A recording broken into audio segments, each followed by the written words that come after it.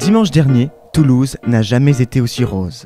Aux grandes dames de Jean-Luc Moudenc, le maire, qui a vu la majorité de ses binômes devancés par le PS. Un an après les municipales remportées par la droite, avantage à la gauche pour les départementales. Prochaine station, Bellefontaine. Estación Benento, Bellefond. Et c'est au marché de Bellefontaine que nous allons prendre la température de ce second tour des départementales. Au niveau national, les gens en ont ras-le-bol, que ce soit à gauche, à droite ou FN, ils en ont ras-le-bol. Ah, on l'aura compris, les citoyens en ont marre. Mais tiens, qui se cache derrière un étal là-bas? Mais oui, c'est le maire, Jean-Luc Moudenc. Et si on allait lui poser quelques questions?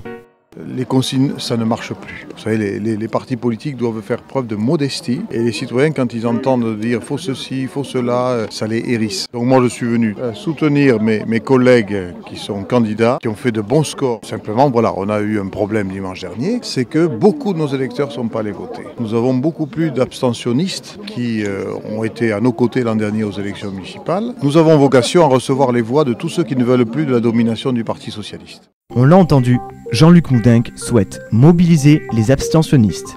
Pour Pierre Cohen, président du groupe socialiste de Toulouse et ancien maire de la ville, le résultat du premier tour est surprenant. Sur Toulouse, je suis même un peu surpris de l'échec cuisant de la stratégie de l'UMP et en particulier celle de Moudenc dans le département, parce que il y a une vague quand même UMP nationalement. Il n'en profite pas, donc ce qui veut dire que être le grand chef, vouloir clouer les électeurs en leur faisant croire qu'un conseiller général c'était un super adjoint ou un super maire de quartier n'a pas marché et a été, je dirais, un demi-échec.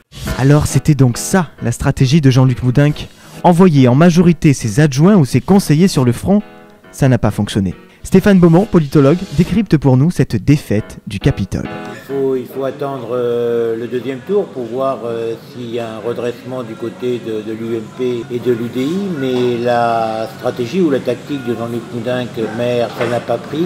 On a à Toulouse et dans Midi-Pyrénées un résultat inversé de celui national. Ça veut dire qu'il n'y a pas eu un effet boule de neige, un effet Moudenc. Tout est possible, mais si on regarde la géographie et les tendances électorales, on remarque qu'il y a rarement un taux de participation beaucoup plus élevé au deuxième tour. S'il est plus élevé, disons qu'il y a un gain de 2-3 points. Seule maigre satisfaction pour Jean-Luc Moudenc, le Front National, qui n'est pas en mesure de se maintenir dans les cantons de la ville. Louis Latsarus disait « Il n'en va point dans la lutte politique comme à la guerre, le parti vaincu devient plus redoutable après sa défaite ».